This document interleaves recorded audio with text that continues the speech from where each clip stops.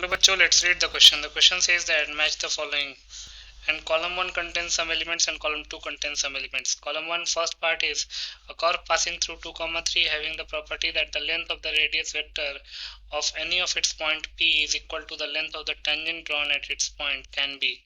Second part is a curve passing through 1, 1 having the property that any tangent intersects the y-axis at the point which is equidistant from the points of tangency and the origin can be. Third part is a curve passing through 1, 0 for which the length of normal is equal to the radius vector can be. Fourth part is a curve passes through the point 2, 1 and having the property that the segment of any of its tangent between the point of tangency and the x-axis is bisected by y-axis can be. Column 2 contains the options circle, straight line, parabola and hyperbola. तो इस question में match the following करना है. Column 1 के elements को column 2 के elements के साथ मैच करना है. बहुत ही सिंपल सा क्वेश्चन है. पहले हम की कॉन्सेप्ट लिख लेते हैं. की कॉन्सेप्ट. तो स्ट्रेट लाइन का जो स्टैंडर्ड इक्वेशन होता है वो क्या होता है? y is equal to M X plus C, जहाँ पे m जो है वो स्लोप को रिप्रेजेंट करता है और y जो है वो c जो है वो y इंटरसेप्ट को रिप्रेजेंट करता है. दूसरा, सर्कल का स्टैंडर्ड इक्वेशन क्या होता है? एक्स स्क्वायर या फिर x minus x square plus Y square equal to r square. इसका जो सेंटर है वो 0,0 होगा और रेडियस जो है वो r होगा. लेकिन अगर x minus a whole square plus y minus b whole square is equal to r square लिखते हैं तो वैसे केस में सेंटर जो है वो a, b हो जाता है. थर्ड, हाइपरबोला का जो स्टैंडर्ड इक्वेशन है वो होता है x square upon a square minus y square upon b square is equal to 1. Fourth, parabola का जो स्टैंडर्ड इक्वेशन होता है y square is equal to 4x where a जो है a is distance from origin to focus, from origin to focus. तो इन्हीं चार की कॉन्सेप्ट्स को यूज करके इस क्वेश्चन को सॉल्व कर लेते हैं. तो पहले ए पार्ट को सॉल्व करते हैं. ए पार्ट में क्या दे रखा है? ए पार्ट में दे रखा है a curve passing through 2, 3 having the property that the length of the radius vector of any of its point P is equal to the length of the tangent drawn at its point. ये दे रखा है. तो length of radius vector क्या हो जाएगा? Length of radius vector हो जाएगा under root x square plus Y square, क्योंकि X square plus Y square अगर आर स्क्वायर के इक्वल है तो आर की वैल्यू को हम क्या लिख सकते हैं? Under root x square plus Y square. तो under root x square plus Y square is equal to Y times under root 1 plus D x upon D Y whole square. क्योंकि question में क्या दे रखा है? Is equal to the length of tangent drawn at this point. मतलब कि radius vector जो है उसका जो लेंथ होगा of any of its point p, length of radius vector of any of its point p is equal to length of the tangent drawn at its point. तो इसको हमने लिख लिया y times under root dx upon dy whole square, क्योंकि length of tangent drawn उसका formula ये होता है y times under root 1 plus dx upon dy whole square. दोनों तरफ स्क्वायर कर लेते हैं तो जगह x square plus Y square is equal to y square times 1 plus D x upon D Y whole square. Simplify करेंगे तो यह जाएगा x square plus y x square upon y square plus 1 is equal to 1 plus D x upon D Y whole square. तो यहाँ से आ जाएगा d x upon D Y whole square is equal to x square upon y square, क्योंकि 1 और 1 cancel out हो जाएगा. तो यहाँ से d x upon D y क्या हो जाएगा? Plus minus x upon Y.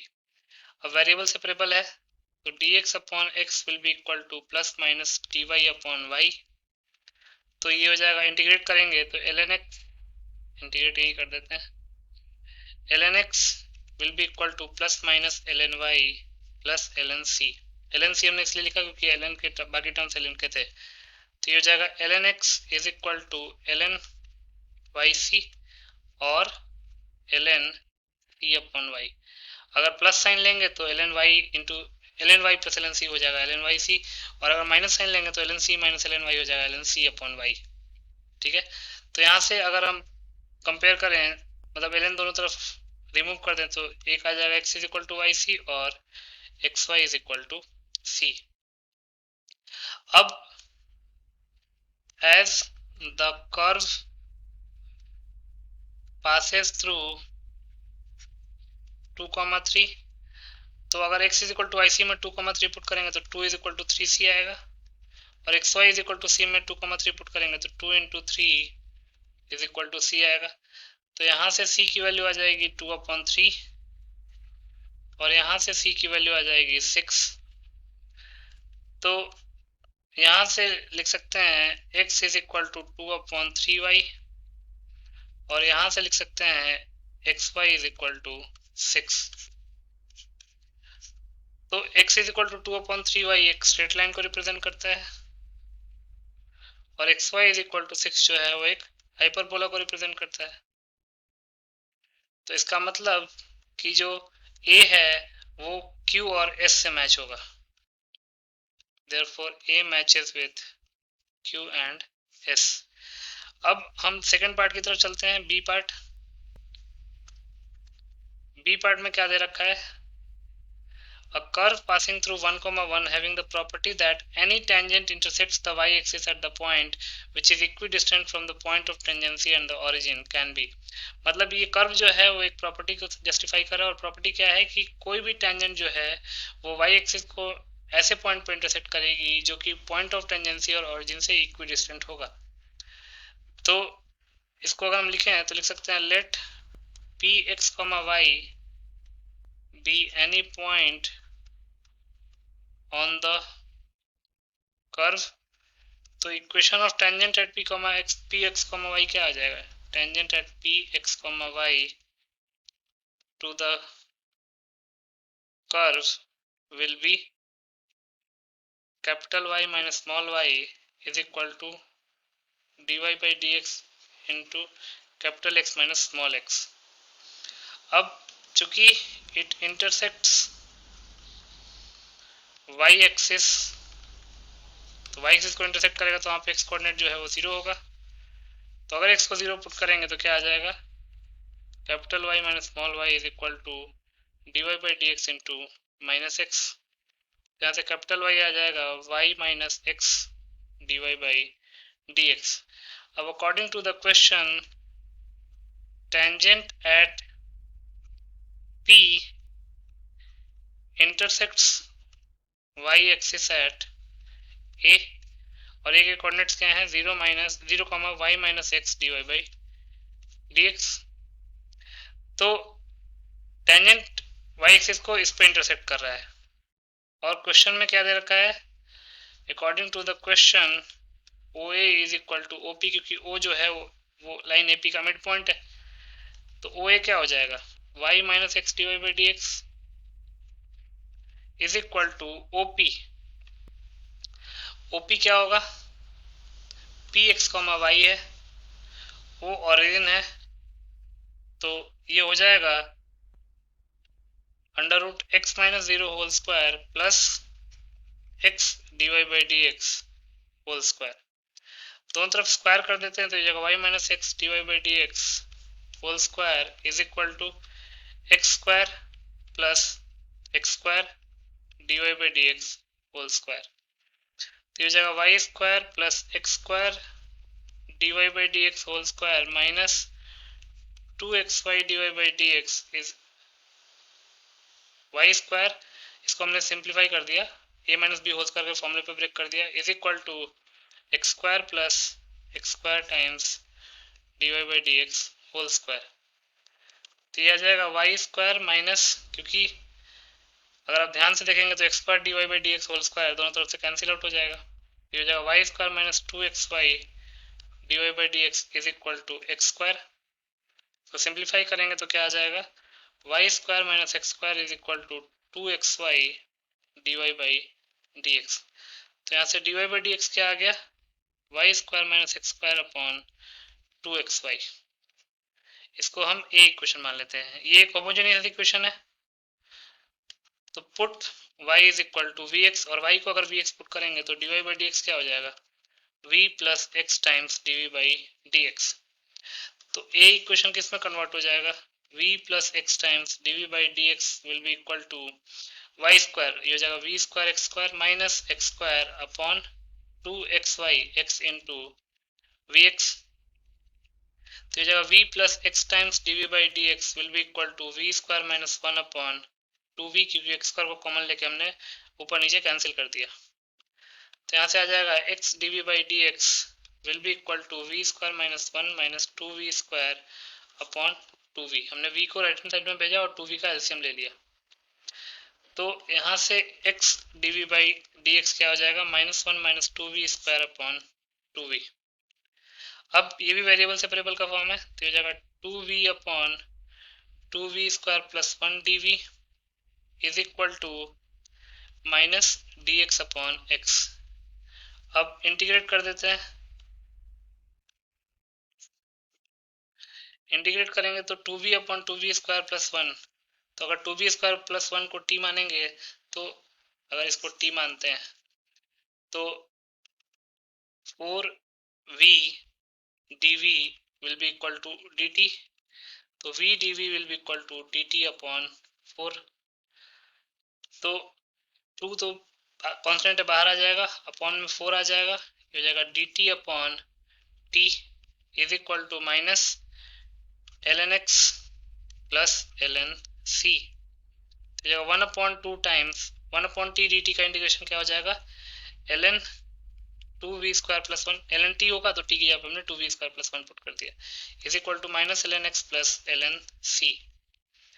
1 upon 2 को पावर में भेज सकते 2v स्क्वायर प्लस 1 के, तो ये हो जाएगा ln 2v square plus 1 to the power 1 upon 2 is equal to ln c upon x। अब दोनों तरफ से ln कैंसिल आउट कर देंगे या फिर हटा देंगे, तो क्या आ जाएगा under root 2v square plus 1 will be equal to c upon x, तो v को हम पुट कर सकते हैं y square upon x square plus 1 is equal to c square upon x स्क्वायर। सिंप्लीफाई करते हैं तो ये आ जाएगा 2 times x square plus Y square is equal to c square. अब क्वेश्चन में दे रखा है एज इट पासेस थ्रू 1,1 से पास कर रहा है, तो 4 into 1 plus 1 is equal to c square, तो 4 into 2 is equal to c square, 4 into 2 c square का इक्वल होगा, यहाँ पे x की वैल्यू हमने 1 पुट कर दी और y की वैल्यू भी 1 पुट कर दी, तो यहाँ पे 2 होगा ना, यहाँ पे तो 2 आएगा, यहाँ पे भी 2 आएगा, तो यहाँ से सी स्क्वायर की वैल्यू 4 के इक्वल आ गई और सी स्क्वायर की वैल्यू 4 के इक्वल आ गई, तो सी क्या हो जाएगा सी स्क्वायर ही 4 आ जाएगा, तो इसको इस इक्वेशन में पुट कर देते हैं, तो इक्वेशन क्या आ जाएगा 2 times x square plus Y square is equal to 4, 2 से 2 टाइम्स में कैंसिल आउट हो जाएगा, तो ये आ जाएगा x square plus Y square is equal to 2। ये एक सर्कल है सिंपल, तो देख लेते हैं, इसका मतलब कि जो बी पार्ट है वो पी से मैच करेगा, बी पार्ट जो है वो match with that will match with P. अब थर्ड पार्ट में चलते हैं, सी पार्ट में। सी पार्ट में क्या दे रखा है, सी पार्ट में दे रखा है कि curve passing through 1,0 for which the length of normal is equal to the radius vector, length of normal जो है वो रेडियस वेक्टर के इक्वल है, ये उस प्रॉपर्टी को सेटिस्फाई कर रहा है और 1,0 से पास भी कर रहा है, तो लिख सकते हैं according to the question length of normal vector is equal to radius vector, तो लेंथ ऑफ नॉर्मल वेक्टर क्या होता है y times 1 plus under root 1 plus dy upon dx whole square is equal to radius vector, तो since x square plus Y square अगर are square के equal है तो r को हम क्या लिख सकते हैं under root x square plus Y square, तो ये हो जाएगा under root x square plus Y square, दोनों तरफ स्क्वायर कर देंगे तो हो जाएगा y square times 1 plus dy by dx whole square is equal to x square plus Y square, तो जगह y square plus Y square dy by dx whole square is equal to x square plus Y square से y square cancel out, तो ये आ जाएगा हमारे पास x square upon y square is equal to dy upon dx का whole square, दोनों तरफ अंडर रूट ले लेंगे तो dy by dx क्या हो जाएगा plus minus x upon y के इक्वल।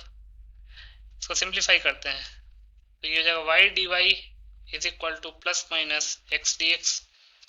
अब दोनों तरफ इंटीग्रेशन का साइन लगा देते हैं, मतलब इंटीग्रेट कर लेते हैं। तो ये हो जाएगा y square upon two is equal to plus minus x square upon two plus C. Two का एलसीएम लेंगे तो ये हो जाएगा y square is equal to plus minus x square plus two C. Question में कह रहा है एज इट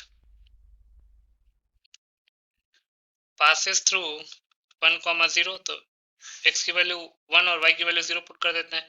तो जगह 0 is equal to plus minus 1 plus 2c। 2c की वैल्यू हो जाएगी माइनस प्लस 1। तो इसलिए ये इक्वेशन बन जाएगा y square is equal to plus minus x square minus plus 1। मतलब प्लस के साथ माइनस साइन लगाएंगे और माइनस के साथ प्लस साइन लगाएंगे। मतलब ये दो इक्वेशन को रिप्रेजेंट कर रहा है, y square is equal to x square minus 1 and y square is equal to minus x square plus 1। अब इससे आ जाएगा x square minus y square is equal to 1 और इससे आ जाएगा x square plus Y square is equal to 1। तो x square plus Y square is equal to 1 तो सर्कल को रिप्रेजेंट करेगा और x square minus y square is equal to 1 जो है वो हाइपरबोला को रिप्रेजेंट करेगा। तो इसका मतलब कि जो सी पार्ट है वो किससे किससे मैच हो रहा है, सर्कल और हाइपरबोला। किस पे लिखा हुआ है, सर्कल और हाइपरबोला, मतलब P और S। तो C जो होगा वो P और S से मैच करेगा। तो लिख सकते हैं therefore C matches with P and S। Last D part की तरफ चलते हैं। D पार्ट में क्या दे रखा है, D पार्ट में दे रखा है curve passes through the point 2,1 and having the property that the segment of any of its tangent between the point of tangency and the x axis is bisected by y axis। मतलब कि tangent का कोई भी segment जो कि tangency के point और x axis के बीच में है वो वाई एक्सिस से बाइसेक्ट किया जाएगा। ये क्वेश्चन में दे रखा है। तो इसको करने का तरीका क्या है, d part tangent to the curve at P x y intersects x axis at A x minus y d x upon D y, ये तो हम पढ़ते हैं, and intersects Y axis at B, ये कॉमा जीरो भी आएगा, comma zero, क्योंकि y coordinate तो जीरो होगा ना जहाँ पे एक्स एक्सिस को कट करेगा। यहाँ पे एक्स कोऑर्डिनेट जीरो होगा, zero comma Y minus x D Y by D x. अब इसका मतलब कि एक्स एक्सिस को ए पे कट करेगा और वाई एक्सिस को बी पे कट करेगा। तो according to the question B जो है, B is mid point of A P. और अगर बी मिड पॉइंट है ए पी का तो मिड पॉइंट फॉर्मूला लगा देते हैं। तो एक्स कोऑर्डिनेट जो है वो x1 plus x two upon two के इक्वल होता है। तो x plus x minus y d x upon D y upon two, and जो y कोऑर्डिनेट होगा वो भी y1 plus y two upon two के इक्वल होगा। तो 0 प्लस वाई अपॉन टू के इक्वल होगा। इसको सिंप्लीफाई करते हैं तो ये जगह 0 इज इक्वल टू, क्यों टू से मल्टीप्लाई करेंगे तो 0 ही हो जाएगा, is equal to x plus x two x हो जाएगा minus y d x upon D y, and दूसरा है जो वो बनेगा y minus two x times d y upon d x will be equal to 0। तो यहाँ से इसको अगर हम सिंप्लीफाई करें तो यह आ जाएगा 2x is equal to y d x upon D y, and यहाँ पे आ जाएगा d y upon y is equal to d x upon two x. अब इधर अगर हम सिंप्लीफाई करें तो क्या होगा, 2x is equal to y d x upon D y. तो ये हो जाएगा d x upon two x is equal to D y upon y, and ये हो जाएगा l n y is equal to 1 upon two l n x. अब integration constant लगा सकते हैं यहाँ पे, तो एल एन सी लगा देते हैं। तो यहाँ पे भी इंटीग्रेट कर देते हैं तो 1 upon two l n x is equal to l n y plus l n C. अब इसको अगर हम सिंप्लीफाई करें तो ये हो जाएगा l n root x is equal to l n C y, और इसको अगर हम सिंप्लीफाई करें तो ये आ जाएगा l n y is equal to l n C into root x. L n को दोनों तरफ कॉमन ले लेंगे तो रूट एक्स जो है वो सी वाई के इक्वल आ गया और इधर y is equal to C root x आ गया। अब कर्व जो है वो 2,1 से पास कर रहा है। सिंस कर्व पासेस थ्रू 2,1 मतलब x की वैल्यू 2 और y की वैल्यू 1 पुट कर सकते हैं। तो x की वैल्यू 2 और y की वैल्यू 1, c इंटू 1, ये तो फर्स्ट वाले में किया पुट, एंड दूसरे वाले में पुट करना पड़ेगा y is equal to C root x है, तो 1 is equal to C root 2। तो यहाँ से c की वैल्यू आ गई हमारे पास, क्या आई, रूट 2, और यहाँ से c की वैल्यू आ गई 1 अपॉन रूट 2। अब अगर c रूट 2 के इक्वल होगा तो कर्व क्या आएगा हमारे पास, कर्व हमारे पास आएगा root x is equal to c y. तो root x is equal to c y, that is root 2 into y. तो जगह x is equal to 2y²।